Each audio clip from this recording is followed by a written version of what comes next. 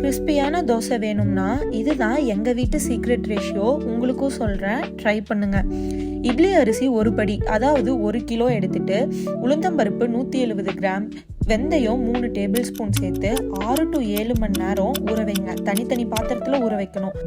ஊற வச்ச வெந்தயத்தை ஃபஸ்ட்டு போட்டு அரைச்சிட்டு அது கூடவே உளுந்தம்பருப்பு சேர்த்து 25 நிமிஷம் அரைச்சிங்கன்னா நல்லா ஃப்ளஃபியாக வரும். அதையே எடுத்துகிட்டு அரிசியை போட்டு தேவையான அளவு தண்ணி சேர்த்து ஒரு 25 to 30 மினிட்ஸ் அரைச்சி எடுத்து தேவையான அளவு உப்பு சேர்த்து அரிசி மாவும் உளுந்த மாவும் நல்லா பைண்ட் ஆகிற அளவுக்கு கையில் கரைச்சிருங்க.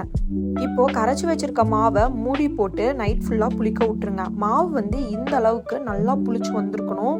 புளிச்சு வந்திருக்க மாவை கரண்டியில் நல்லா கலந்து தேவையான அளவுக்கு தோசை மாவை இன்னொரு பாத்திரத்தில் எடுத்து தோசை மாவு கன்சிஸ்டன்சிக்கு தண்ணி ஊற்றி கரைச்சிட்டு தோசைக்கல்லை சூடு பண்ணி தோசை ஊற்றி லைட்டாக ஆயில் ஸ்ப்ரே பண்ணிவிட்டு மூடி போட்டு வேக வச்சு அப்படியே ஒரு சைடு நல்லா மடித்து விட்டு எடுத்திங்கன்னா சூப்பர் கிறிஸ்பியான தோசை ரெடி. இந்த ரேஷியோ ட்ரை பண்ணி பாருங்கள், கண்டிப்பாக ஃபெயில் ஆகாது.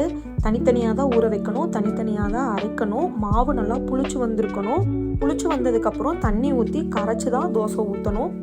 வேறு எந்த பொருளும் சேர்த்து அரைக்க தேவையில்லைங்க. கடலைப்பருப்பு, அவல் அந்த மாதிரிலாம் எதுவுமே சேர்த்த தேவையில்லை. இதுவே கரெக்டாக இருக்கும். நீங்கள் செஞ்சு பார்த்துட்டு எப்படி இருக்குன்னு எனக்கு கமெண்ட்டில் சொல்லுங்கள். இதே மாதிரி டிப்ஸ் பார்க்க சேனலை மறக்காமல் சப்ஸ்கிரைப் பண்ணிக்கோங்க.